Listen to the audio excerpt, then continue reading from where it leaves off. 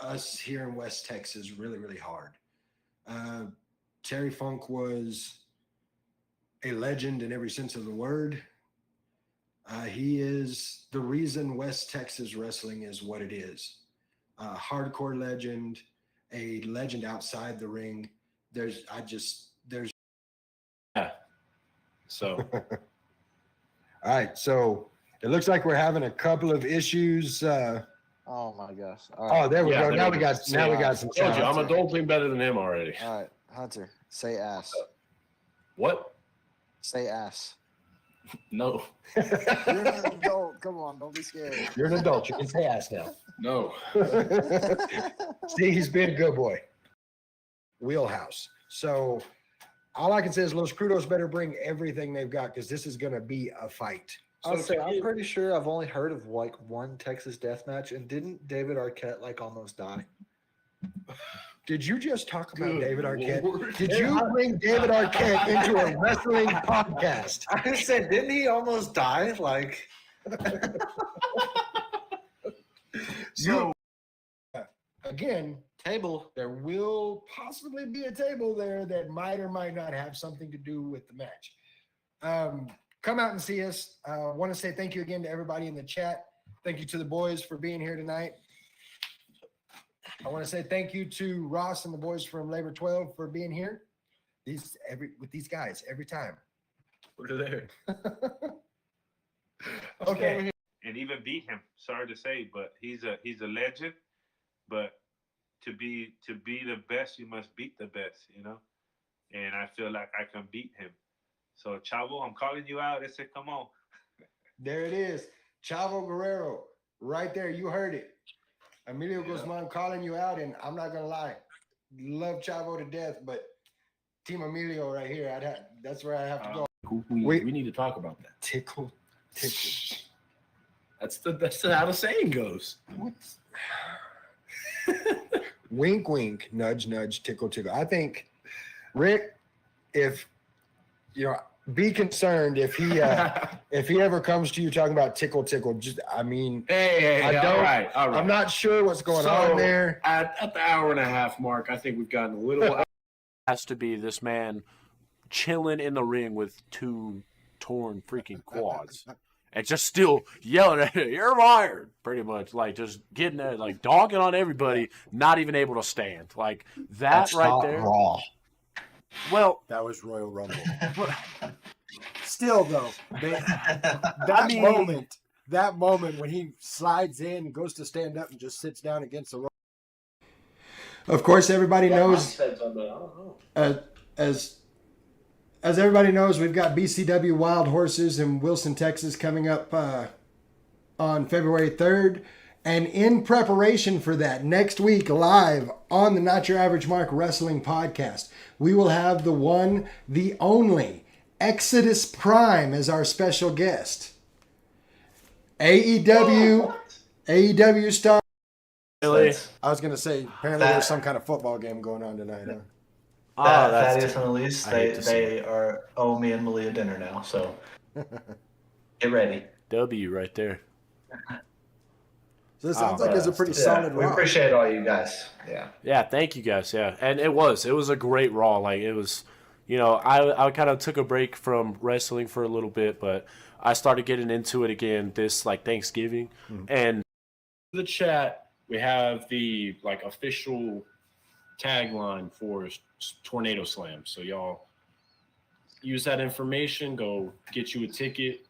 It'll be out on our socials. It's on Squared Circle Pro's socials as well. We will be there. We will be there. We will be there. You will not. We will be there. You're going to be in Florida with doing Mickey Mouse stuff. Yeah. Oh. Having the Macho Man Chris Wolf out there was very good for me. There was something that I really wish Little Guapo could have been there for because it's a throwback, in my opinion, to the Attitude Era days. Because said trash can that was being used to beat upon Logan Knight got placed on Logan Knight. And they were taking turns just beating him up in the trash can. And it was great. That's definitely. So are we seeing a shift to all your heavyweight stuff on Raw and your high-flying luchador Big stuff time. on Oh, SmackDown. I can tell you that is charcuterie because Ricochet is on Raw. It's- Okay. It's not shark. that is a bunch of charcuterie. All All right. Well, yeah. With that, we're at. You're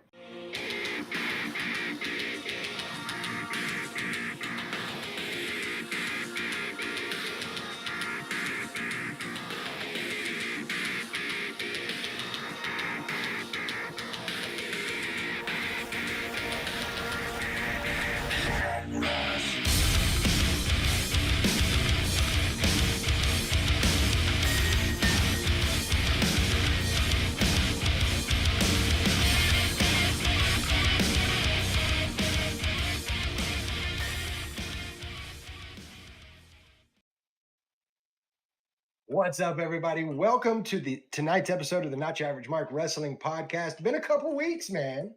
As you can see, it was been a good force. Still got all my fingers. Nothing got blown off. Good deal.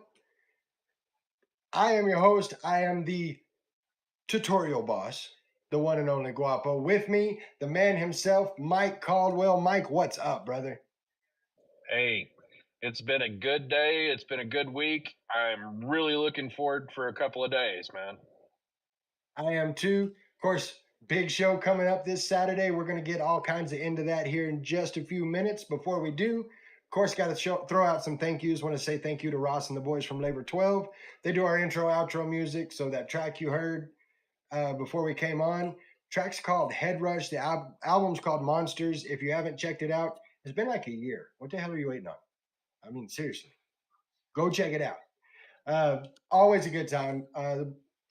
From what I hear, we're working on some new music. I'm kind of excited about that. You can find out about all things Labor 12 at labor12.com, laborxii.com. I want to say thank you to Joe and everybody over at American Legacy for our merch, the Not Your Average merch. Got caps, got beanies, got skull caps, soon to have shirts that say click, all the things. We've had our first orders shipped out. So, got to say to J Rev, you're going to have your hat coming to you soon. We've got that shit. If you haven't already got it, that's that possibility. So the merch is awesome. As you can see, you know, you got the Not Your Average Mark, you got the NIAM on the back, and American Legacy does it up big. So thank you to them. Talking about merch, I want to say big thank you to my boy J-Reb, J-Reb's 3D Printing. You see this piece of awesomeness right here? This glowing sign? J-Reb's 3D Printing takes care of everything like that. It's the centerpiece of my decorations here in the podcast room, and you can have your logo done exactly the same way. All you got to do is get a hold of J-Reb's 3D Printing at jrebs3dprinting.com. So J-Reb, appreciate you, brother. HeckYeahRadio.com. I want to say thank you to Rick and TJ. If you go to HeckYeahRadio.com right after the podcast, if you happen to have missed a show, there's a button there that says Not Your Average Mark. You can click on that, catch our audio podcasts. So big thank you to them for that. Thank you to Blind Ambition Studios for graphics. Any graphic needs you may have, Blind Ambition Studios get it taken care of. Want to say thank you to our newest sponsor, Red Ribbon Entertainment. Take care of all your karaoke and party needs. And I'm just telling you, you get Mike on the mic, it's a whole thing. Like, for real. If you haven't experienced it, you need to. So we welcome Red Ribbon Entertainment as a sponsor and glad to have you guys. And of course, got to thank the guy because he's the one that makes all of this work.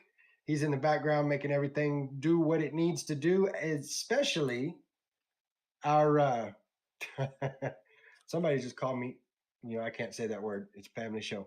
I'm not guano, I'm guapo. Just saying. But the guy doing big work, hard work on notyouraverage.mark.com. We have a website. Go check it out. Notyouraverage.mark.com. You can book us for your events if you're a promoter. You can check out our previous podcasts. You can listen to audio podcast. You can be listening live right now on notyouraverage.mark.com. So big thank you to the guy for making all that happen. I'm hoping everybody had a great 4th. You know, with the holiday, we haven't done anything for a while. And we've got Stitch Artemis in the chat. Tell him, don't tell me what to do. Of course, Rick's in the chat. We got Daddy Boss in the chat. Welcome to all you guys. So glad to have you here today. It's been a week, man. We've had a lot go on in just a small amount of time. So let's get at it. We're gonna start off with SmackDown. So on SmackDown, we got the proverbial, all the competitors come out to the ring to start SmackDown, and we got exactly what the people wanted. We got the Yeet versus Yeah chant. I thought it was awesome. Of course, Drew McIntyre came out and put a stop to that, but it was good. I dug it. That took us into our first match. We had the Street Profits and Pretty Deadly.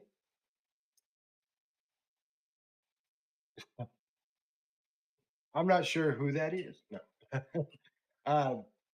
The guy saying pitter patter, let's get at her. That's a new one for you, man. But let's go ahead and get into our first match. Street Profits versus Pretty Deadly. It was a good match. Like all four of these guys can put each other over, and it was an awesome match. But let's call what it is. Is there anything better than hearing Wade Barrett say yes, boy? I mean, seriously. Like you don't picture that from Bad News Barrett, but I dig it. So I'm looking over at the chat, and Mike, people are wondering, inquiring minds want to know, why are you in your car? Because I have been spending the most part of my evening running around doing all the BCW things. Doing all the things for the BCW. Rick in the chat saying, yes, boy. That one was for you, Mike. Yes. It was a good match all the way around. Of course, Tez hits the splash for the win. We go into Bianca Belair and Jade Cargill versus Candice LeRae and Indy Hartwell. There is no better entrance on SmackDown right now than Bianca Belair and Jade Cargill. There's just not. Agreed. And that we kind of knew how this match was gonna go, but it's always fun to see Jade and Bianca do what they do. Looking over at the chat, and Rick says, doing all the things in the car. Okay, to each his own. This is not that kind of show, Rick. I'm gonna need you to calm down, sir. Of course, Jade and Bianca get the win, and them doing their moves, their finishing moves together is just awesome. After that, we get Orton, Rhodes, and Owens coming out to the ring to talk about, their match with the Bloodline coming up at Money in the Bank. And I love when they do this because they kind of blur the lines between reality and wrestling. Kevin Owens letting everybody know that he almost didn't show up to SmackDown because down the road a ways, his mom is in the hospital. Of course, sending our best out to Mrs. Owens. Hope she's doing well. But he made it a point to say, I almost didn't come. And then I thought about everything she's done. As much as she's been behind me, if I didn't show up here today, she'd kick my ass. So here I am. So it was good to see that. And it's just the blurring of the lines. I dig it. Early in the night, Piper Niven and Chelsea Green come up to Bayley and kind of rough her up a little bit. So we get a match, Bayley versus Piper Niven. It's a good match. It kept the energy. Yeah, I can't talk. The energy, the chemistry, everything that happened at Clash. But the whole point of that match was to bring all the people that are in the women's Money in the Bank out so they can rumble outside the ring. We get a moonsault from Tiffany, and that's that. Like she takes everybody out. Then we have the match of the night as far as I'm concerned. DIY going against A-Town Down Under for the tag team titles. And you can see the cracks forming in A-Town Down Under. Like they are not doing well. And it showed during this show because it was high speed. It was in the ring. It was out of the ring. And they looked like they didn't know what they got themselves into. Of course, DIY hits the submissions at the same time, and your new tag team champions, DIY. Mike, what do you think about it?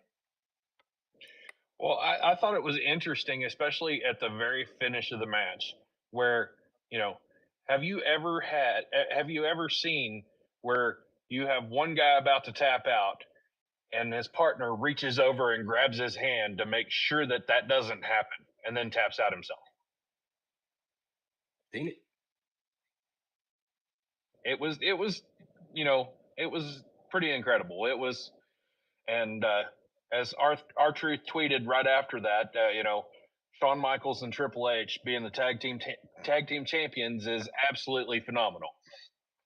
I will say until the day I die, our truth is a national treasure and should be treated as such. Indeed. What's Uh, up? What's up? So we had after that the solo promo, and this is the kind of slow burn I like. Of course, we've got everybody talking about the fact that Paul Heyman said, I acknowledge that you are not my tribal chief, and being just completely decimated by the bloodline. Uh, so what's all the talk? Is Roman coming back? And what's going to happen? And that's what you want out of a storyline like this. So when we get to solo promo, he talks about the fact that Roman wasn't man enough to keep the title in the bloodline. So now he's the tribal chief. And just the whole backlit black suits looking like the, Tongan mafia. It was good. I dug it. I liked it. I thought it was a good promo. And all in all, the whole show was good. It was a great PLE hype. I'm going to give SmackDown an A. Mike, what do you got? I'll agree with the A. Okay. That it built up well. Like it kind of shored everything up for Money in the Bank, which is what we're going to talk about next. So they kind of surprised me, I'm not going to lie, by starting the show off with the men's Money in the Bank match. Wasn't expecting that. Was actually expecting the 6-man tag first, but it was a hell of a match. Like, I am not sure how some of those people are walking today. I'm pretty sure Carmelo Hayes is dead. Like, I'm going to need somebody to fact check, but I'm pretty sure they killed Carmelo Hayes. Well, that's what the announcer said too. Yeah, well, I don't think he was wrong. Like, there were some brutal spots in this match. And when it's all said and done, Drew McIntyre climbs the ladder, gets the briefcase. He is Mr. Money in the Bank. Now, you will recall, Drew made it very clear that he is going to win Money in the Bank. He's going to cash in. He's going to leave as the champion.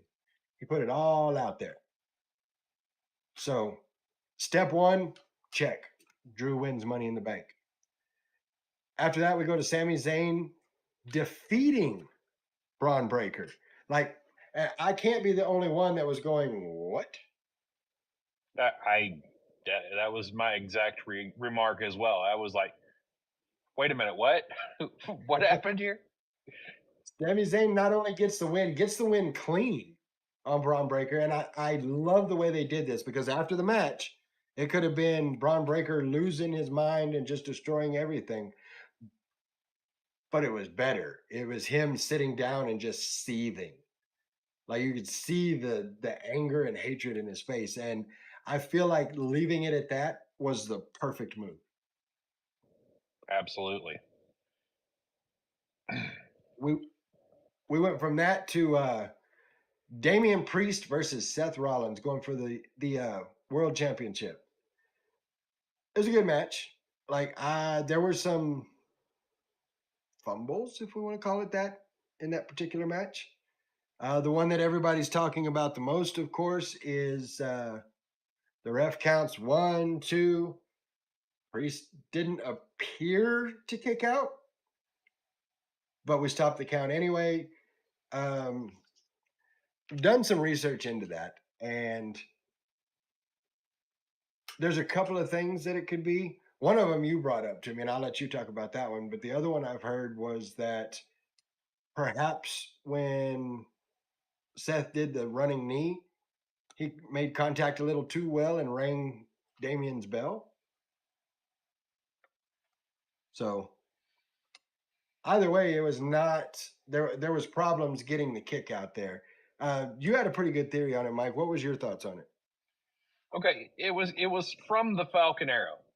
Now, naturally, whenever one does the Falcon Arrow and then goes for the pin, you have a leg that ends up underneath that shoulder. Now, what happened is Damian Priest had his head towards Seth Rollins, and the referee started counting, and Damian moved his head to the other side facing the ramp, and whenever he did, I believe what happened was that referee saw that there was air in between the mat and that shoulder, and he called it off. Well, and Triple H said it the best way you can. The ref's decision is final. Can't wait to talk to him and see what he saw that none of us saw, because he is right there in the ring. So be interesting to see what that comes out to. But as the ref stops his count, out comes Drew McIntyre, getting ready to cash in. Check number 2. Match starts up, and guess who showed up to make sure that Drew McIntyre does not become champion? That's right, CM Punk. CM Punk looking differently than he does before. Normally he gets out there and does something cheesy to show how much fun he's having. All about business. Beat the hell out of Drew, took the mic cord, wrapped it around his neck. I mean, he was all about business. Of course, there's no disqualification. So when it's all said and done, Damian Priest hits the South of Heaven. 1, 2, 3. He retains. And Drew McIntyre is absolutely livid. I would not want to be anywhere near that man, because damn. And another person that was absolutely livid was Seth Rollins. Mm-hmm. That's something I was going to get to. We've got a cool setup here, because CM Punk now has 2 different avenues that he's got to watch himself down. One with Drew McIntyre, and now one with Seth Rollins. And there's no secret how much animosity Seth Rollins has with CM Punk. Like him, like him. There's hasn't been much of a secret with that since he stepped foot in at Survivor Series last year. Mm-hmm. If you haven't seen it, go back and watch it. You can find it on YouTube. But Seth was pretty adamant about, this is not your house. These are my brothers and sisters. This is our house. You don't belong here. So I'm interested to see where that one goes. We go from there into the women's Money in the Bank match. And again, I'm not sure how some of these people are still walking. Zoe Stark, to be precise. Like, she pulled a move, caught her head on the ladder. I thought she was done then. And then she takes a Michinoku driver off of one ladder into another ladder from Io Sky, and I don't know how she's alive. I really don't. Like, it was brutal, just absolutely brutal. Devastating. It was. It was. I was genuinely concerned that she was going to have to be carted out. But the match went on. Everybody finished in the match. And your winner, it is, in fact, Tiffy in the Bank.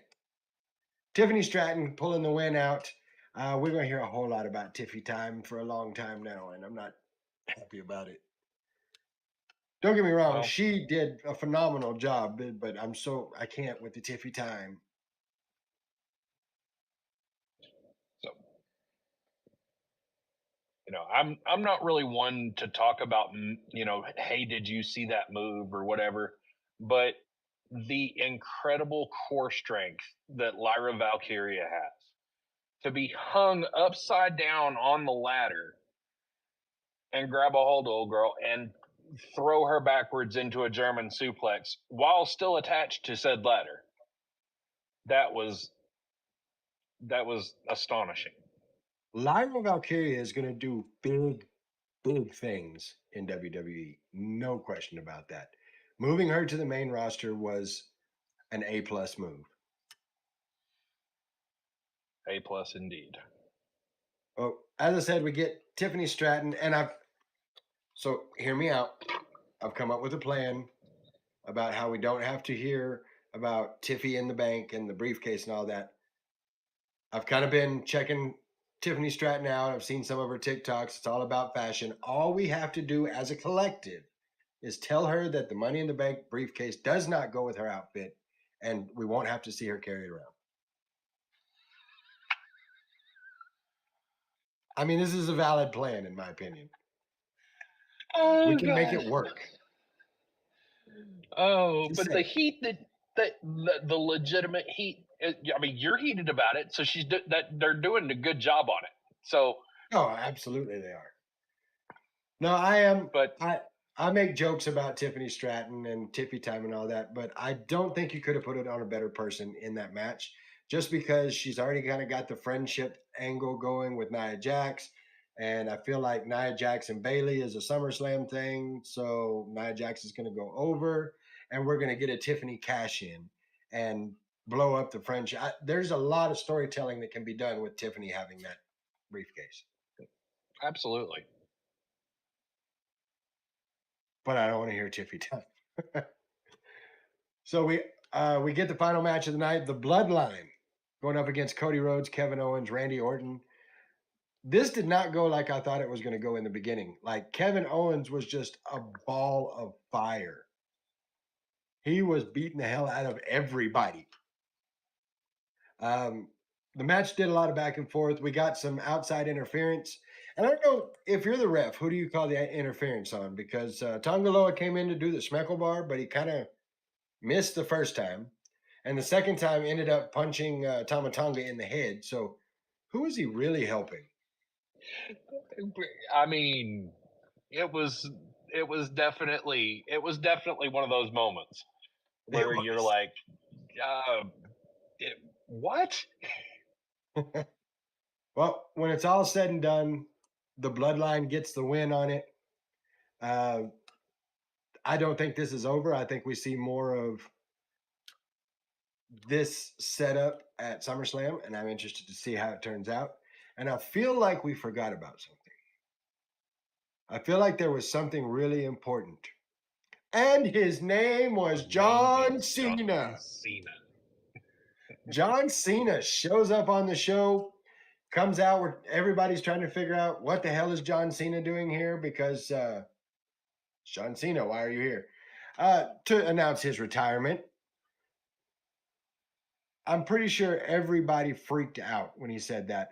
Of course, he's not retiring immediately. We're going to do the Cinderella run January to December of next year. Each of the matches, Royal Rumble, WrestleMania, Survivor, they will be the last of each match that we see John Cena in. And it makes you question things. Are we going to see a number 17? Is John Cena going to take the 17 time only one to do it world champion? What kind of matches are we going to see CM Punk and John Cena? Are we going to catch Cena and The Rock, or what are we going to get? It's the possibilities are endless, really they are. And really I hope honestly that they do give him that number 17 and he gets that credit for the work that he's done, the work that he's put in for that company since the day he walked into it. He has been all about giving back, and it's time for somebody to give back to him. No, I agree wholeheartedly, and it's good to see that that's the way they're going with it. So that was Money in the Bank. What do you got? What do you grade a show like Money in the Bank? I'd say it was an A plus, but there's one more thing I'd really like to touch on that we didn't get to touch on this whole deal. What's that? We were in Canada. We had Jacob Fatu, a felon across international lines. WWE made that happen. Triple They did, H, in fact. they even said in commentary during that match that Triple H had to pull all kinds of strings to get Jacob Fatu into the country. Well, and it's funny because I think they kind of made light of that whenever on SmackDown, whenever Drew came out and asked Jay, "How'd you even get in the country? How'd you even get across the border?" Uh, so, some history, some legal history with Jay and Jacob Fatu. Like, I don't know what strings Triple H has to pull, but he pulled every one of them, and I'm glad that he did because it was a great match. Yes, absolutely. But yes, my grade A plus. I'm with you, A+ all the way. I think it was a really good PLE that set a whole lot of things in motion for SummerSlam, which is what you want out of I call it a middle PLE. You're in between PLEs, between your big four. It's exactly Yeah, what you want. So but Money in the Bank has always been the sleeper pay-per-view PLE, whatever you want to call it. It's always been that one where, if you're sleeping on it, it's gonna jump up and smack you in the face. agree wholeheartedly. And I'm looking over at the chat. Rick saying if Randy beats Cody, then Cena can beat Randy and then put Cody over on the way out. That's a solid plan. Because that is I like it. that's one match in particular that I hope we get before Cena's done. Is I need another Cena Randy match, but it can't be good guy Randy. It can't be the Randy that's with Kevin. No, I need heel Randy and John Cena. Kick you in the head, Randy and John Cena. Well, I mean, he is a legend. He is legend killer. That's going to take us. But Oh, go ahead. I said I will call it right now, though. The introductory Netflix Monday Night Raw. I predict we have CM Punk versus John Cena as the main event. I like it. Okay, you've heard it here. It was put out there into the world. CM Punk versus John Cena, very first Monday Night Raw on Netflix, starting January 2025. I hope it happens. Yes. Rick saying, was Mike throwing shade when he air fingered Randy's status as a legend? No, I wasn't. I was saying John's status was legend. Oh, so the quotes was for John Cena, not for Randy Orton. Yes. All right, so we're fixing to go into Raw and talk about that. Before we do, want to take just a second. If you're listening, if you're watching, if you're joining us live, if you're joining us after the fact, thank you. Appreciate you being a part of the show. Appreciate you checking out our show. Tell all your friends about our show, please. I appreciate that. No, And tell your mama's friends too. yeah, tell your friends, tell your mama's friends, call your grandmama, tell her friends, all of them. Because the more interaction we get, the better it is for us to be able to talk with the chat, for the algorithms and all the things. So if you haven't done it, click the subscribes, the follows, the bells, all the things. All the things. Click all the things. I think maybe the guy has forgot that we are a family show. I mean, technically we're not a family show, but I said we're going to be getting into Raw, going into Raw. No, I think he forgot the 2 in there and said we're going to be going in Raw. Yeah, we need you to calm down on that. So let's talk about Raw. They started off well. You had CM Punk come out, talk about how the ratings took a dip because we're mentioning Drew McIntyre. Drew McIntyre before Raw fined, as was CM Punk. Both of them were fined. But Drew McIntyre suspended indefinitely because after the PLE, he came out quite angry, and Adam Pearce tried to stop him, and he gave elbow right between the eyes to Adam Pearce, which he was not very happy about. So he is indefinitely suspended. We find that out before the show. Seth comes out and they had a heated, it started. So Seth was as much as he doesn't like CM Punk, he's like, look, I get it with your personal issues. It's cool, I get it. And CM Punk's like, well, I just wanted to apologize. Not that I need to apologize. Like he throws the little asshole marks on there, and so it's just kind of slow building that fire. So I'm looking forward to seeing how and when we get to Punk and Seth. Yes. And CM Punk is a wordsmith, like anybody didn't know before, but he is a wordsmith, and he throws little Easter eggs in everything that he does. And he was sitting there and he was talking about, I'm gonna go take him over here. I'm gonna go take him over here. There's people behind the camera over here, and then just yeah. little nod to the fact that attendance isn't going very well for AEW right now. Yeah, I believe what it was he was telling Adam Pearce that, I don't want Drew McIntyre suspended because I want to fight him. I want to fight him in the ring. I'll fight him out there. I'll fight him on this side. There's actually people on that side of the camera, so I'll fight him over there. And there's absolute shade being thrown at AEW, and I love it. So we get past that initial back and forth, and we go into our first match: Jey Uso versus Chad Gable.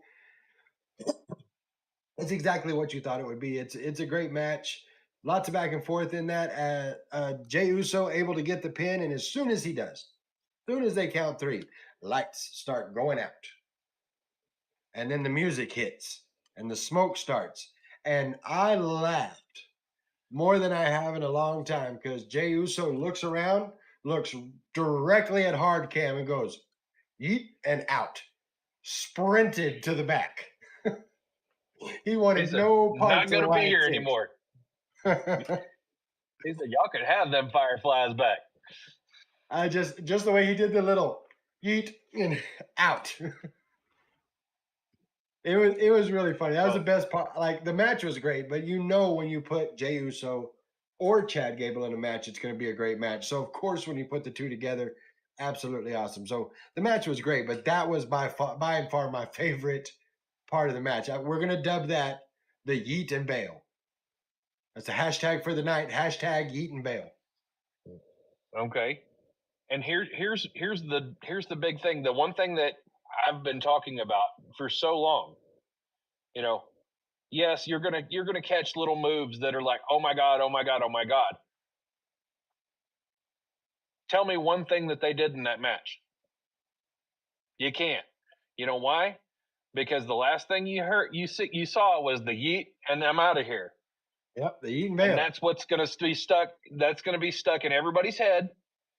And it didn't really matter what happened between the ropes during the time the bell rang. Agreed. There's a little note for you indie guys out there that are trying to do this.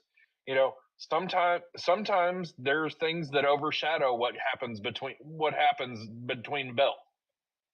Well, there is a very intelligent person that talked to me about wrestling one time and told me you could spend 20 minutes doing drop toe holds, and as long as you create that moment that people remember, it doesn't matter. So Yep. And they did just that with the Yeet and Bail. I laughed for a very long time at that. We went from that to Pete Dunne going up against Big Bronson Reed. Really good match. Like I expected kind of a squash match, but Pete Dunne really getting in there and getting it done with Bronson Reed. Bronson Reed able to pull off the victory. Sheamus comes out afterwards to clear the ring, and he and Bronson Reed had some words before the match. And so he cleared out. Sheamus comes out, clears the ring. He goes to give Dunn a hug, and Dunn's like, "Get off me, dude! No, I don't want nothing to do with you." Rolls out of the ring, gives him like, what does my wife call it? The bombastic side eye, and then walks off. Yes. So yes, for sure. I like that they're circling back to when Sheamus left the Brawling Brutes. Like it was a good callback, in my opinion. We go from that to Priest talking to Seth, and Seth's like, "Look, there's a big difference between skill and luck, and you got very, very lucky. But I'm a man of my word. I'm not going after that belt anymore. Priest tells him, I know you're a man of your word, and I am too. However, I'm gonna throw the stipulation out. You want after I beat Gunther, you want to come for this belt? Come on with it, which I thought was cool. But the cooler part of it was afterwards when he picked his phone up and says, "Yeah, where you at?" and smiles, because I know what that means. I knew exactly what that meant whenever it happened. I had a I think 85% of everybody that was watching knew exactly what all that was. Well, I am friends with some of the 15% apparently, because when we talk about what happened at the end of Raw, I actually had somebody say, I didn't see that coming. That was awesome. I had no idea. And I'm like, how? How did you not? What? And you'll see what we're talking about at the end of Raw. But They were going to get Sam- a drink at that time. yes. Sami Zayn comes out, of course, still your Intercontinental Champion, says that everybody calls him the underdog. He ain't no underdog. Braun Breaker comes out and says, I want to come out, look in the eyes of the man that beat me, and starts walking off to the ropes like he's going to say something, and then delivers just an ugly spear. Like, that hurt me to watch. Of course, they get Braun out of there. Sammy gets help. He has to go get taped up. We're building up pretty good on that. We come out then with Braun Strowman and Awesome Truth versus the Judgment Day. It was a good match. I dug it. My favorite part of the match, though, was Braun Strowman has this thing where he runs around the ring. Does the train thing around the ring. Yeah, he locked arm in arm with R-Truth to do that, and it was absolutely hilarious. They took out Finn, then they took out Carlito, and then JD McDonough's just running for his life. Which, I don't know how. I don't know how he gets by so fast because he's top heavy with that 5 head. I'm not. Sorry, I had to be said. I've heard him referred to as JD Funko Pop.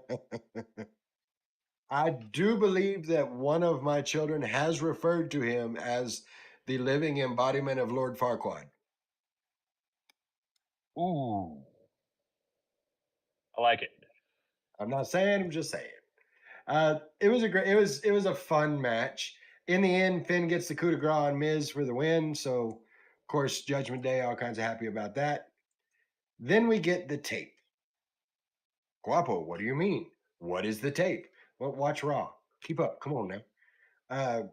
So, for the last 3 weeks, during a Chad Gable match each time, we have Nikki Cross, or Abigail the Witch, as it were, come from under the ring and she has a box with her, and she drops the box off at the announce table, which I think there's enough being said about the fact that when she does that, there's always security laid out across the table. Like, nobody ever talks about that, but it's bad day to be a security guy. I know. If I got that call, I would tell them, you know what, I'm trying to quit right now, so I think I'll pass. Well, in this particular, in the tapes previous, their VHS tapes are what's in the box, and we've had.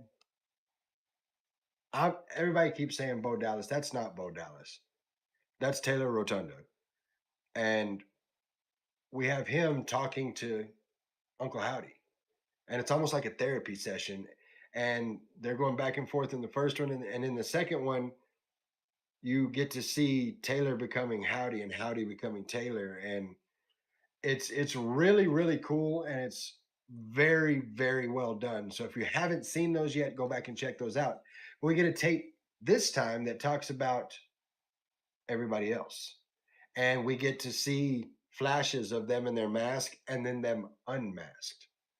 We see Joe Gacy, and we see are we going Eric Rowan, or are we Eric Redbeard? Like, I don't know what they're calling him right now, but we see him.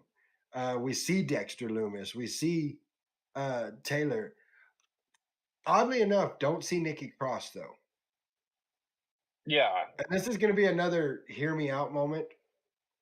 But wouldn't it be something, since they don't show Nikki's face, wouldn't it be something if that mask comes off and it's Bliss? She dyed her hair The black. body types are too different. That's true. They are. Body types are way different. Well, what can you tell about the body type? It's in a big, like, muumuu looking thing. You can't see the body. You see shoulders. I'm just saying it. It would be cool for that, but they did not show Nikki's face in this montage. You can tell the commentators did a good job of playing up how creepy it was, and I am all about this. I'm loving the tapes. I'm loving the background. It's the opportunity, and it's something I was talking about before with some of the indie promotions. It's the ability to slow burn something enough that you can let people get invested in the characters. Because that's a huge part of it. If you just bring them out and they pull their masks off, and sure, people are going to be invested because it's the Wyatt Six, but by doing it the way they're doing it, you're getting a stronger investment into the characters and who they are and why are they doing what they're doing. So I'm really impressed by that. We go from that into Ilya Dragunov versus Braun Breaker. Ilya asked for this match after Sami Zayn beatdown. Man, he showed up and showed out. Ilya Dragunov did. It's one of those things where he's been on kind of a losing streak, but not losing. Like, he's not getting a W in the books, but he is absolutely getting a W in everything else.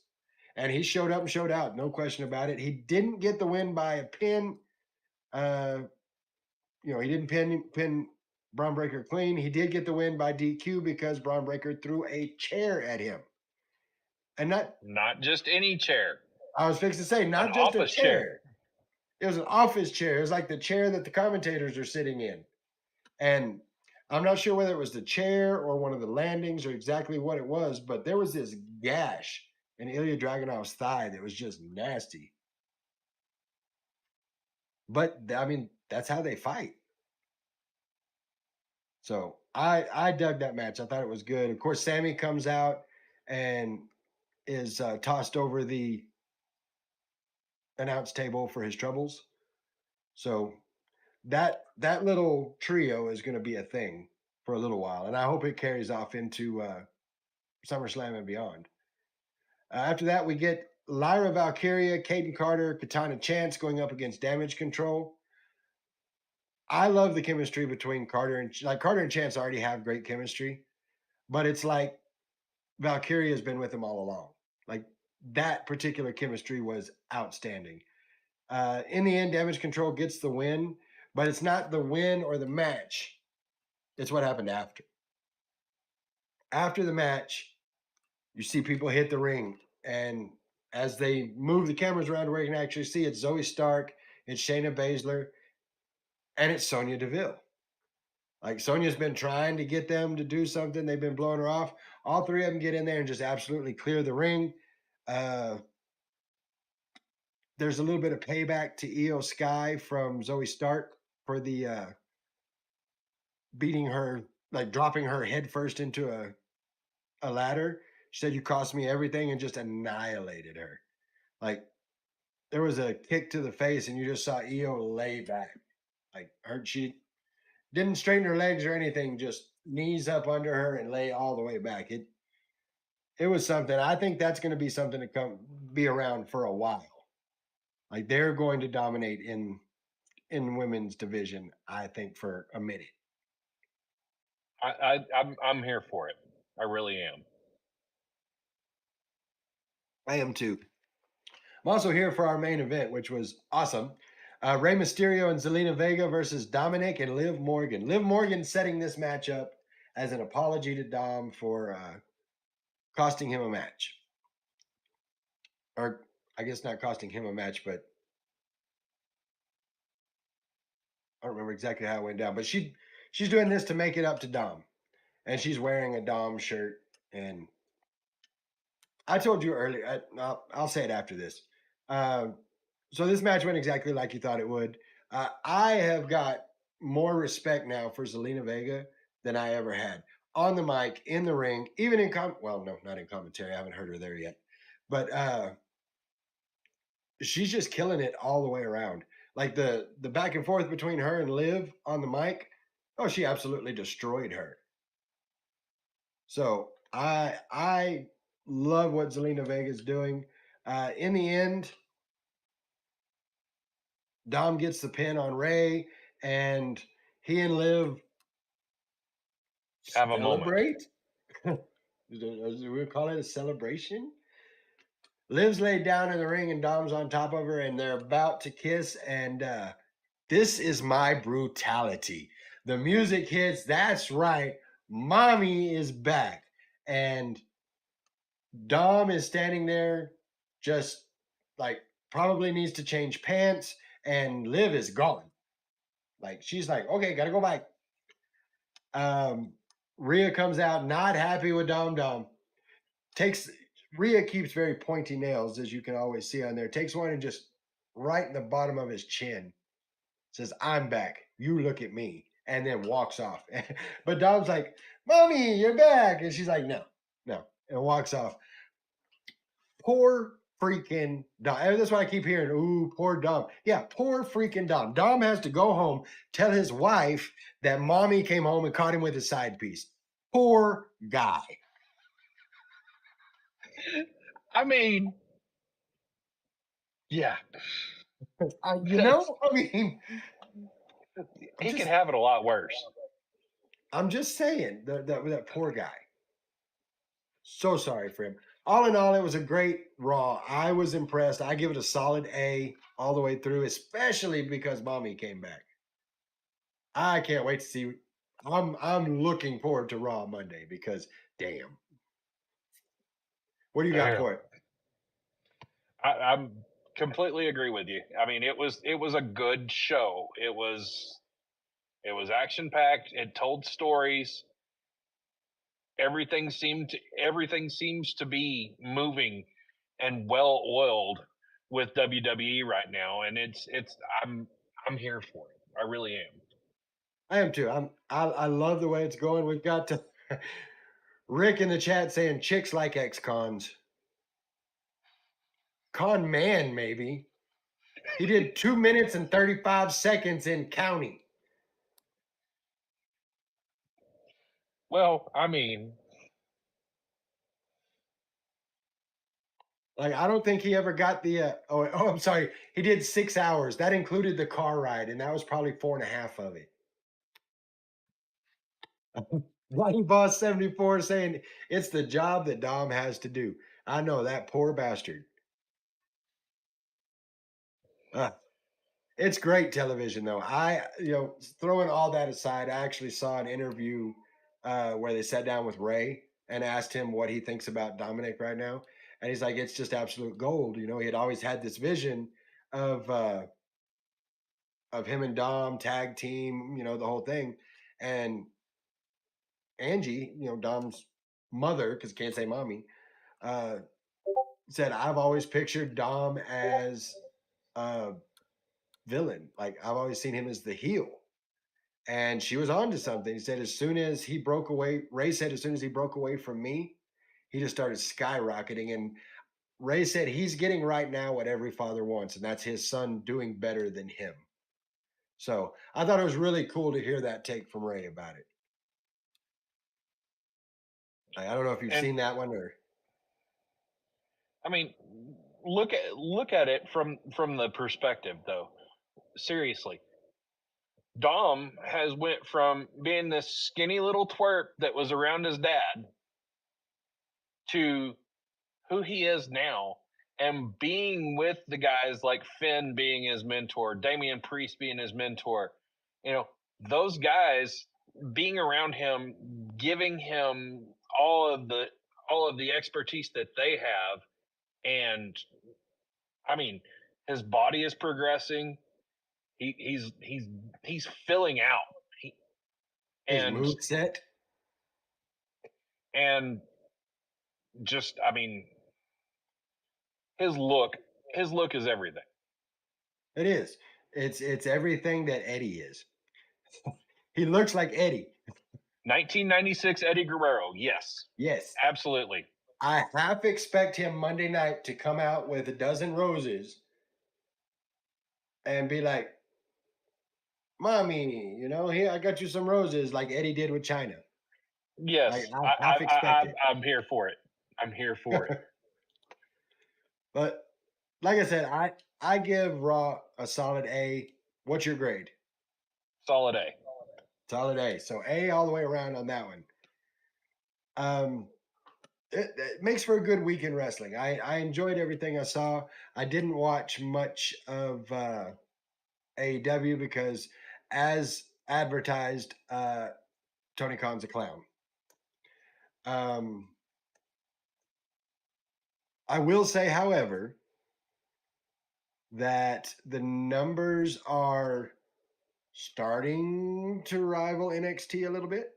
So they're changing something. Would you like some news? Drop some news on me. Okay. Saw a tweet from Raj Giri, who is the former owner of Wrestling Inc. Said that this week NXT beat AEW. They did. The think tank and just profound knowledge that comes out of Dave Meltzer's mouth, even he said it. But he did say that they were very close. Very close. Would you They like beat some the more town, news? too. Yes, more news. There has been a brand new signing in WWE. Lay it on me. Who is it? Stephanie Vacker is now WWE. Hey, I heard that she's going to go to NXT. Yes. I'm excited. That's going to be good. She was backstage at Heatwave, wasn't she? I don't know about that. I want to say that's what I read. Is she was backstage at Heatwave. But 6 days after she was on the competitor's brand doing a pay-per-view, she is now signed with WWE. Rick's in the chat saying they lost in the demographic to NXT 2 weeks in a row. Why? Because we believe in Joe Khan's a Henry. clown. Because Tony Khan is a clown. That's why. But enough about them. We're not going to talk about them. We're going to talk about good stuff.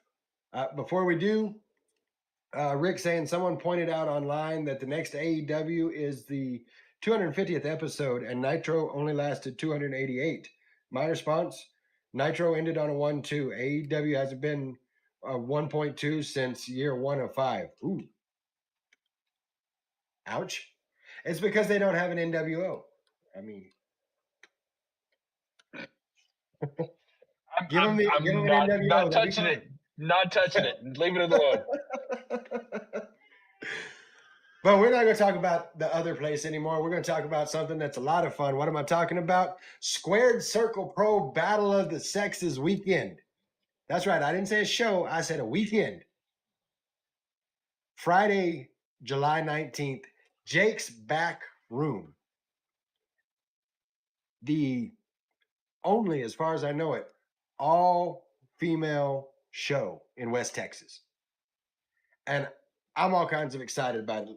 Let me just run through this with you real quick, Mike. These are the matches that we know about so far. And then there's more, but this is what we know about so far. We've got Squared Circle Pro West Texas Women's Championship match between Misty Marks and Anastasia Morningstar. Ooh, that's going to be fire. We've got a 6-woman tag team challenge. Ray Lynn, Skylar Slice, and Nova Phoenix versus the Divas of Destruction and Angel Blue. That's going to be good. Well, here's one that I know you're going to be interested in just as much as I am. Singles challenge. Lindsay Snow going up against Miranda Gordy. I love Miranda. Miranda is I love awesome. Miranda. We've got another singles challenge. Maya World going up against Maserati. So that's going to be insane. We've got a women's superstar showcase. We've got Hyann with Paula Fate versus Samantha Starr with Baby Doll. You heard it. With Baby Doll. I'm going to have to really control myself because there's it's going to be very very exciting It is to have. absolutely. I mean, and we're talking about this, and we're not done. You're not done in any way, shape, or form yet, and No. it just keeps getting bigger. It does, and let me throw. I see what you said on there, Rick, and I'll get to you in just a second. But let me throw this out there. You know, I've given you all of these matches. Here's some additional talent that's supposed to be there. SOS, Aaron Ayres, Veronica Vega, Nikki Chase, Amy Camacho, Victoria Mosh, Kay Davers, Stormy Renee, London Dior. It's a who's who of independent wrestling. And I'm looking over here, and what do you call a show that awesome?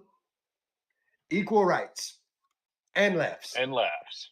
And I love the name of this show, Equal Rights and Lefts. That is going to be Friday, July 19th, next Saturday, live at Jake's. And I've got Rick over in the chat asking me if I would like a scoop. Why, yes. Yes, I would.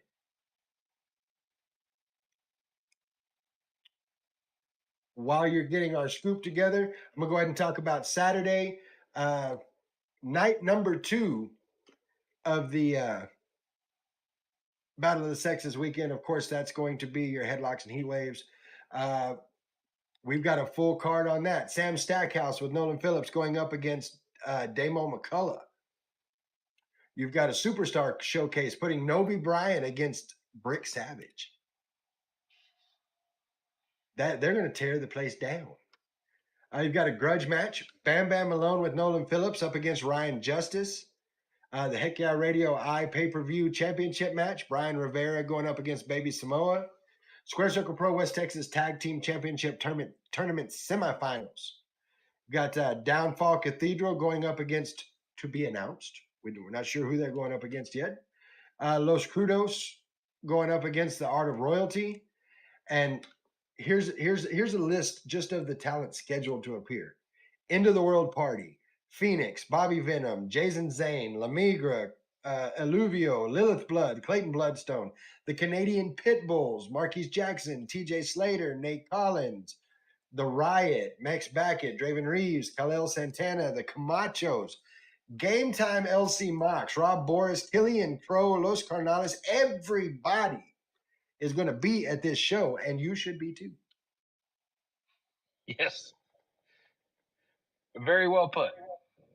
All right, so here's the scoop straight off the presses from Rick. We are going to have a five-way fatal. Aaron Ayres versus Victoria Mosh versus London Dior versus Emi Camacho versus Stormy Renee. Holy hell. That's going to be a good match. Do you want me to tell you how I know that's going to be a great match? You know your wrestling pretty well. You know indie wrestling pretty well. Hell, you're a promoter and a booker in and of yourself. So let me ask you this. Who's going to win that match? I can't even tell you. Exactly. That's how you know it's going to be a match to see. So that's Battle of the Sexes weekend. Oh, wait. Hold on. While I talk about that, Rick says he's got an extra scoop for headlocks and heat waves. So while we're waiting on him, of course I want that. While we're waiting on him to bring that up, I'm going to remind you that is July 19th and 20th, live Jake's Back Room, Lubbock, Texas.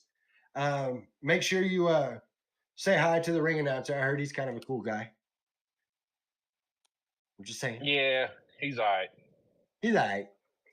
But $10 at the door both nights. $20 for the weekend. Both shows, $20. Where are you going to find that? You're not. It is what it is. In your couch cushions, that's where you're going to find that. Right? So get your $20 together. 2 nights of what's going to be absolutely amazing independent wrestling.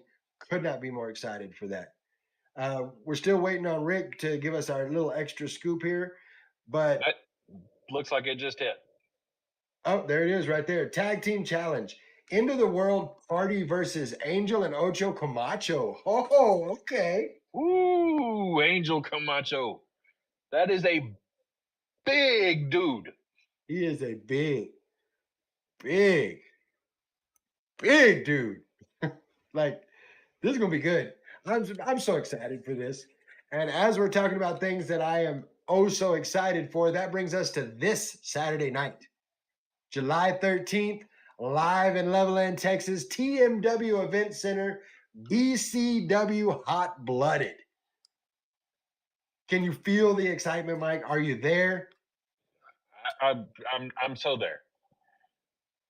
So let's run this card real quick because I am all kinds of ready for this. We'll start with the first match that I have on my list. Dorian Robinson, Cajun City Show Off, going up against Marcus MD. Marcus MD coming off of a match with Big Said from the Guerrilla Militia and got some things to prove. So this should be a good one. Throw it out there for us. What do we need to know about this match? Yeah, about that. We all know that card is subject to change. True. Dorian Robinson is not going to be able to be with us on Saturday night. And whenever I get off this podcast, I'm going to have to start making some phone calls and see who I can bring in to make all this work. Okay, so but Marcus MD definitely there. Yeah, he's there. So if you were at the last show, if you were at Head Games, Big Said, Marcus MD making his debut. Big Said just like put it on him. Like Big Said beat him down really well. He needed help to get back to the back. But I couldn't help but notice something. Marcus MD's coming back. You know who I didn't see on your lineup? Didn't see no Big Said. Yeah. Well, darn. You never know. I mean, with travel and everything else, you never know. People might be there, people may not. I don't know. There has been a phone call placed to him. I haven't gotten back. He hadn't gotten back to me. Well, I know there was a lot of talk after that match with Said and the good doctor about pay attention, watch. What I'm watching is you didn't even make the next card. So just don't shake your head. I'm saying it like it is. I'm just putting it out there like it is. Okay. You know what? If you're gonna talk it, here's the microphone. Talk it. Give Said. I want to hear it right now. I'm putting you on the spot. All right. I want you to look dead at your RAR, and I want you to give me a promo to Big Said. Tell him how you feel about it. All right, you want me to talk to Big Said? Big Said, Guerrilla Militia, the concrete gorilla. You have said often and every time you get the opportunity how you're coming to BCW to tear everything down, and you've done a good job of it. Here's the problem. You ain't got your boys no more. Your boys ain't there, and let's see. In the time since you haven't had your boys, you beat up my, son, who's not a wrestler, Marcus MD, who's making a debut, and you're finding all the little guys. You want to bully everybody up. Well, I notice you can't be consistent with that. Again, I notice you can't show up on the card. I'm going to be there. Marcus MD is going to be there. Just about everybody else you beat up going to be there, but I couldn't help but notice you're not going to be there. So here's my invitation to you. Show up, bro. Tell me we got that and we can clip it. What? The clip doesn't work? Oh, no.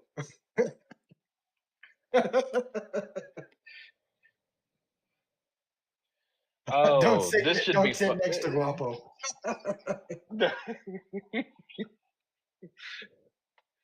Oh, Rick's saying if I'm gonna be a BCW on Saturday, keep Said away from me. Look, I am not discounting what Said can do. Said is a big dude; he can fight. but I ain't scared of him. You want to bully my kid?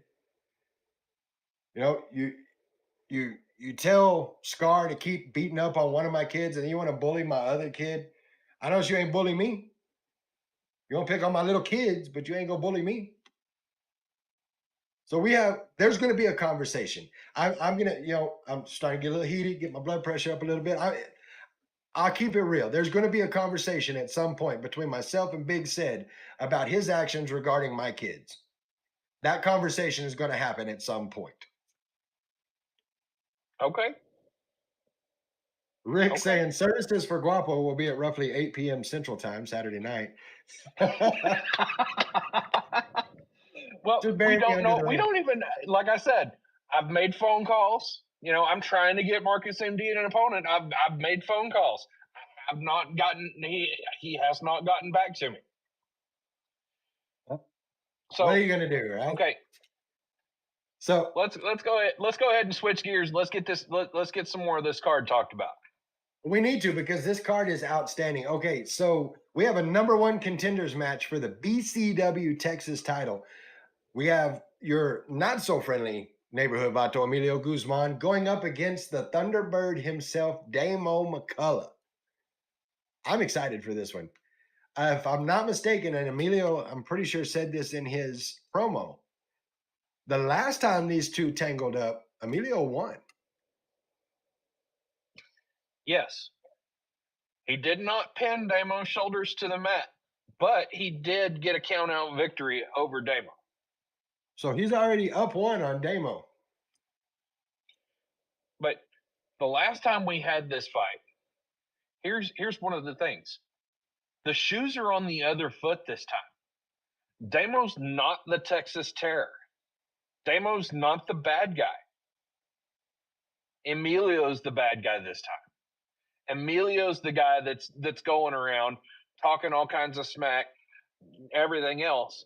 Damo's had a change of heart. He's going in there and he's fighting from another place mentally. That's very true. You know, I mean, you've got this ruthless side of Emilio Guzman, and then you've got this all of a sudden, still black cowboy hat, but you still got this upcoming hero almost in Damo McCullough, and he is on a streak. He is doing things all over the state, including in Lubbock next Saturday night on the 20th, where he's going to go against Sam Stackhouse for the BCW or for the SCP championship. So, he's got a lot of momentum on his side. But Emilio is not afraid to fight dirty now. So who knows who's going to walk away with that? But I guarantee you this: whoever the Texas champion is, by the end of the show, they're going to have their work handled. They're going to have their work cut out for them. Oh, absolutely. It doesn't matter who wins this match, whether it's Damo or Emilio. It's going to be whoever the champ is going to have a fight on their hands. So it's going to I'm be a looking long forward night. to it. It has been really, really awesome, though, to watch the transformation in Damo from the Texas Terror to the Thunderbird. I'm looking forward to this one. I want to see who's going to be able to pull it off. Who's going to be able to give that little extra bit to become the number one contender for the BCW Texas title. Talking about number one contendership, Jeb Bingham going up against the American Tragedy Phoenix for the number one contender spot for the BCW heavyweight title. Well, as we all know, Phoenix has been out. He was hurt. Mm-hmm. He had a hot streak going. He was doing things. He was moving mountains. Whenever he went out, this is his time to get everything back together and start getting his eyes back on a prize. He has been champion in a lot of other places. and I believe the opportunity is his for the taking if he so wants it bad enough.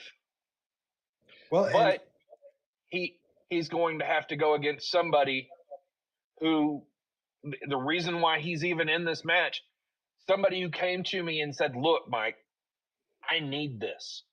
I'm looking at this. I'm looking at myself in the mirror. I need to get this win underneath me to prove to myself that I am enough." So I'm giving Jeb that opportunity to get in there and show himself off, do what he has to do, and may the best man win. and at this point, I couldn't tell you who it's going to be. And you look at both sides of it. Is Jeb going to be enough this time to make his way to that championship match? I 100% believe he can be. Absolutely. Is Phoenix going to rise from the ashes of injury? See what I did there? Is he going to make his way to the championship match? I can 100% see him doing it too. So this is the kind of match I live for, where you could see fully either person making that match. So I'm excited. Yep. Already I've announced 3 matches, and we've already got big fight feel. Is that what they call it? Big fight. It feels like big fight night. And we're not even done yet. We have Team Nefarious going up against the Resistance, a shot they earned for the BCW Old School Tag Team titles. This one's going to be insane because Team Nefarious earned their name. They do things in quite nefarious ways. But the Resistance, you've got Jason Zane, you've got Nathan Briggs, veterans to the core, both of them. So it's hard to say where this one's going to go. Well, the only way to find out is to show up. But TJ Slater and Atticus Wild, they're something special. You can tell that they have greatness by the horns right now, and they can lead it wherever they want to. And then you have the only BCW old school tag team champions that there has been. Mm-hmm.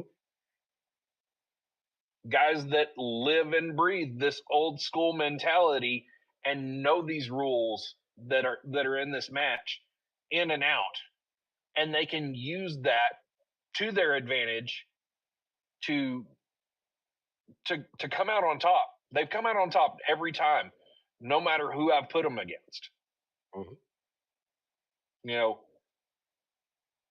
Something's got to give at some point. Well, and a reminder to everybody, this will be old school rules, which means there's no hot tags. It's a hand-to-hand tag. You have to be holding the rope. If you interfere, if your partner's in and you interfere more than once, you're disqualified. So this will be old school tag team rules. And that's something kind of new for Nefarious. Absolutely. It's gonna be something that they're gonna have to adapt to, either adapt and overcome, or fall victim to the Resistance once again. And I'm looking forward to seeing which one it's going to be. It's going to be an awesome match.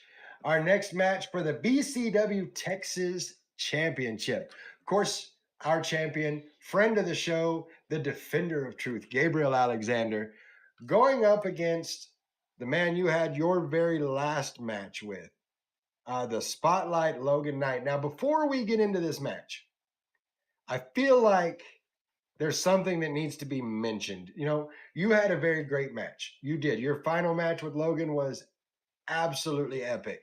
Of course, Logan won the match in a way that most people wouldn't be happy about. But I feel like there was something that was left out when we talked about that. And I feel like it needs to be brought to light now. Did you or did you not, middle of the match, hit Logan Knight in the face with your weenie? I did, in fact. And And before people are probably anybody tries to shut us down, all over. before anybody tries to shut us down, show our crowd your weenie. You, oh my God, really? You're gonna do this right now? Right now, show everybody in the crowd your weenie. Okay, but if we get thrown off because of you, it's your own fault. Here we go. Show everybody. That is the weenie. And that knee pad came all the way down, and that wee knee right there caught Logan Knight right in the face. Yeah, y'all thought some stuff was gonna happen, didn't you? Shame on all of you.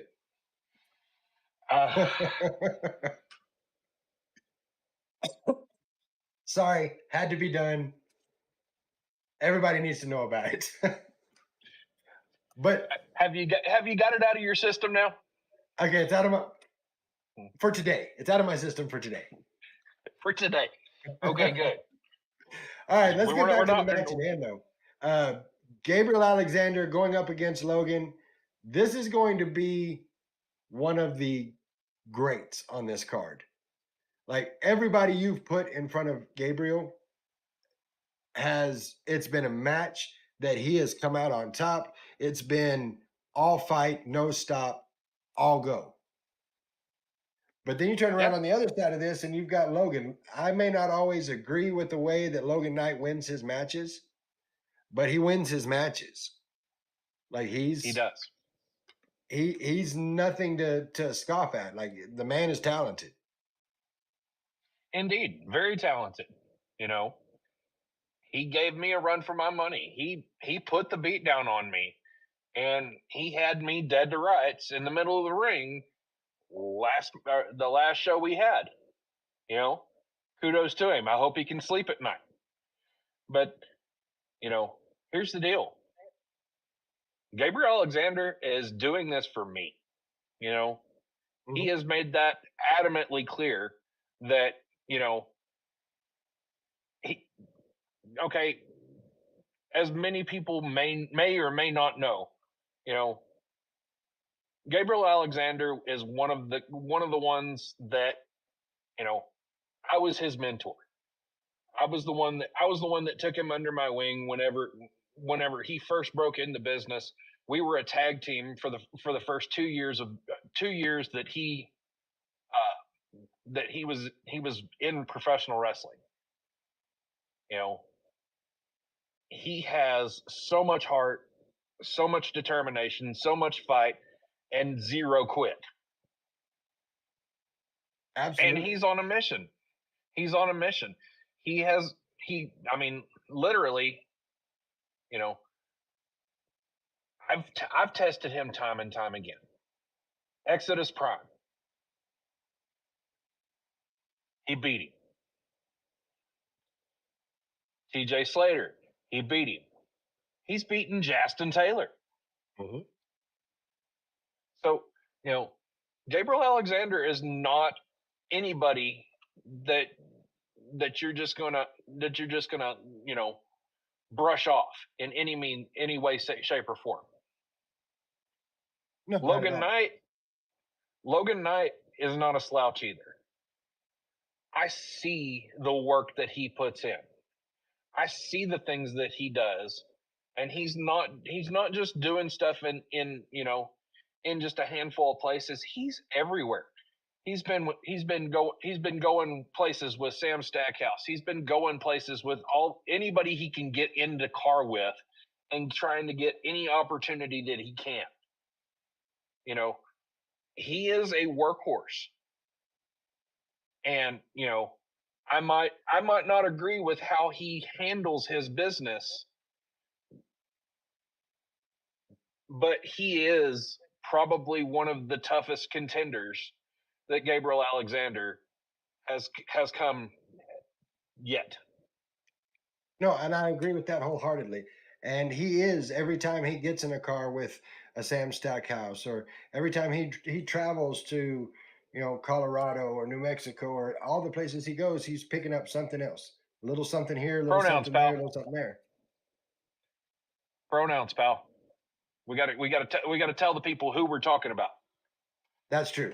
That Logan, every time Logan gets in a car, there's a little more information that he can pick up from whoever he's riding with.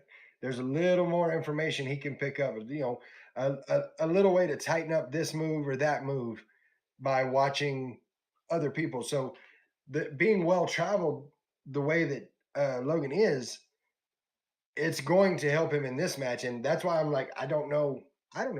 I can't pick a winner of this match, and it drives me crazy because I'm pretty good at that. I'm pretty good with predictions. I can't pick a winner in this match.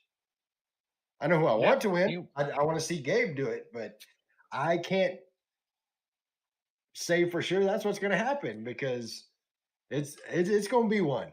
You need to be there Saturday and see it for yourself. Yeah.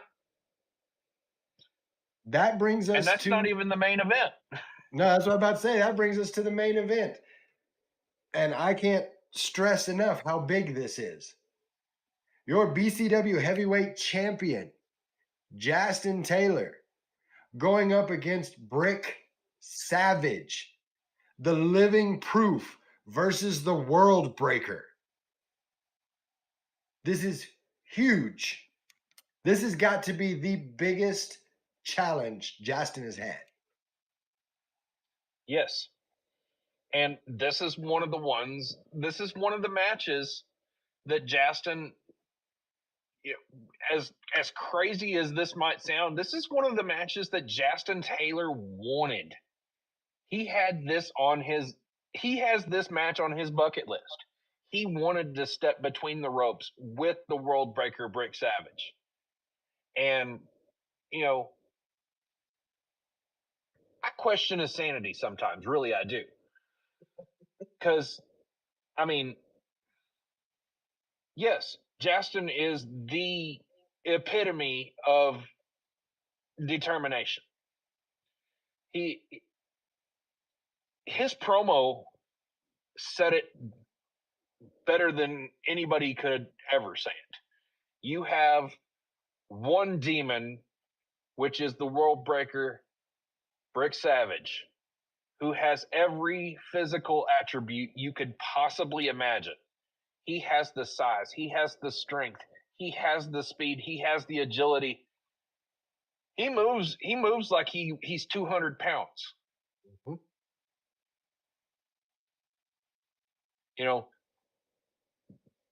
Brick Savage is a killer. Against the other demon that has all the attributes that you cannot see. He has the heart. He has the determination. He has the want to. He has the fire. Yes.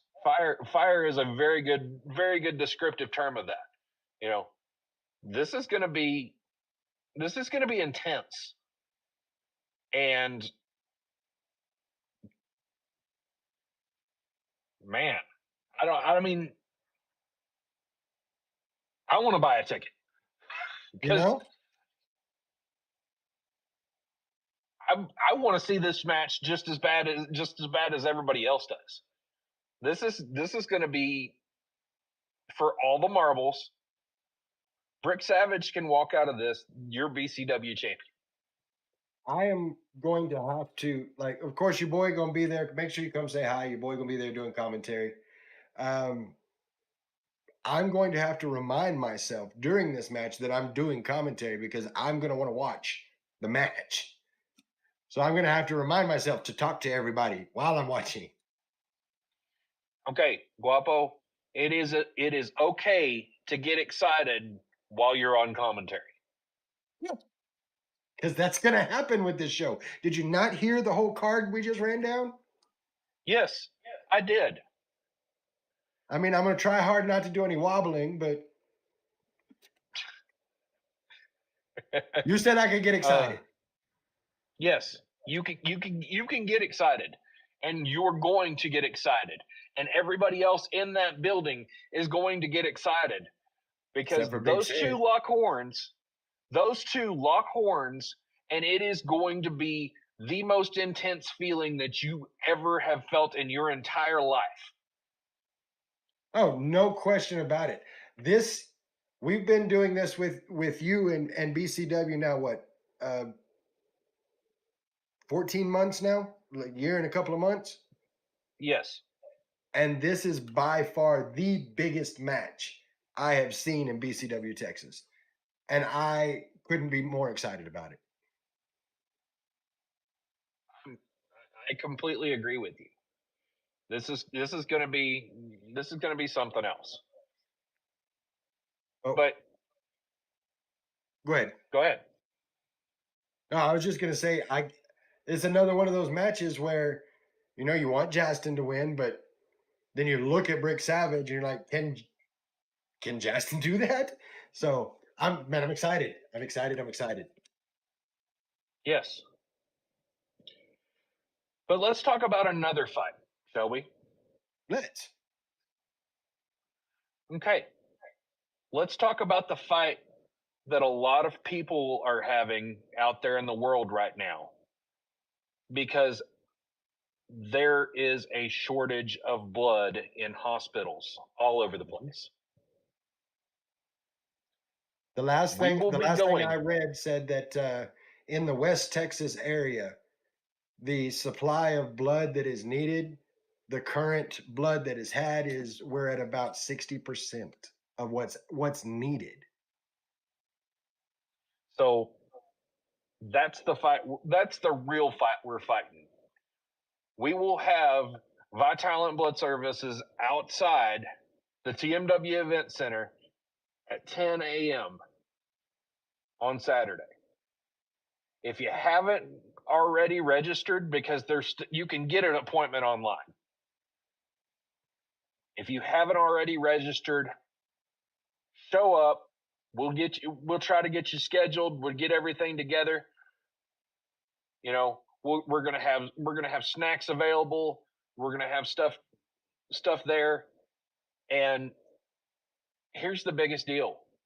You sit down, you give some time, donate blood, you're saving a life. 3. The average, I give blood every now and then. The last time I gave blood, they told me that with every donation you make, there's a possibility that you can save 3 people with the blood donation that you give. Very, very true. So that's our main goal out of this whole deal. And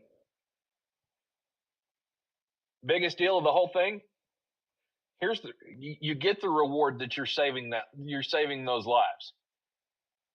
But from us at BCW to you for stepping up, rolling up your sleeve, and donating to this cause. Date night's on me. You don't get just one ticket. You get 2 free tickets to Hot Blooded. Okay, hold on. Let me make sure I got you right here because I'm finna shout this out to the world. If you show up between 10 o'clock and 2 o'clock, make an appointment if you can. If not, we'll try to get you in. But if you show up between 10 o'clock and 2 o'clock on Saturday, July 13th at the TMW Event Center and you give blood, you're getting not 1, but 2 free tickets to Hot Blooded to see the card that we just went down. Yes, absolutely. Like, why would you not do that? What did we say at the beginning of the show? Tell your friends, tell your mama, tell your mama's friends, tell your grandmama, tell everybody. Hell, tell your enemies. I don't care. As long as they tell give as blood. many people as you can tell. Hey, you know what?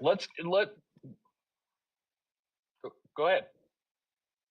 If for some reason the guy loses his mind and puts things out on the internet and Big Set happens to hear some of the things I've said, when you show up, you give blood too.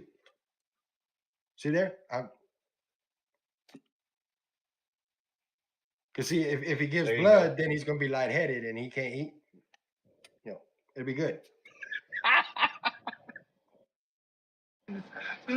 All joking aside, this is a really awesome opportunity for everybody. It's a really awesome thing, Mike, that you're putting together with BCW, with Vitalent to do this blood drive.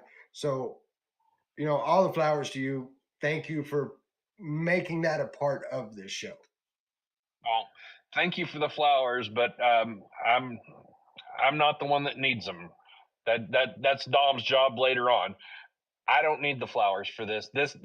I'm not doing this. I'm not doing this for flowers. What I'm doing this for is so we can do what we can. We want to give back to the community. We want to do everything that we can to strengthen our community, and we're saving lives. That's our main point. Well, I, for one, think it's an amazing thing to do. You may not want the flowers, but I hate that for you. You're going to get them anyway because each and every show, you you set something up to give back to the community, and it's every show. So you're going to get the flowers anyway, whether you want them or not. So you might as well take them. That does, however, bring us to the end of the show. We're actually about 5 minutes over, but you know what? We ain't been here in 2 weeks, so that's okay. I want to do as I always do, as my guest host. Anything you want to say to the people watching, people listening, the wrestling world in general, the floor is yours, my friend. Okay, this may be something that people know because it's been out there, or they may not know. Yeah, we're talking about stuff local, but you want to talk about wrestling in general? Kevin Sullivan is fighting the good fight right now, and we need to. There is a GoFundMe going on. He's probably already reached it, but we need to surpass it. If anybody can donate towards this, Kevin Sullivan is not in great shape right now. He's been in and out. He's been, I'm not even say out, in and out. He's been in the hospital for quite a while now, and he's one of the guys that is probably the backbone and the one behind the scenes that has made a whole lot of wrestling fans. Absolutely. Absolutely. I'm sure if you go to Google right after the show, type in Kelvin Sullivan GoFundMe, it'll be able to find it that way, I'm sure. Yes. A legend in his own right, and for everything he's done for us, I absolutely agree. If you're able to do so, hit the GoFundMe, whatever you can do to help. Like that's a living legend. So I mean, what he's done for not only the major leagues, the big shows, but what he's done for independent wrestling as well. I mean, his his footprint goes through all of wrestling. So if you can help, please do.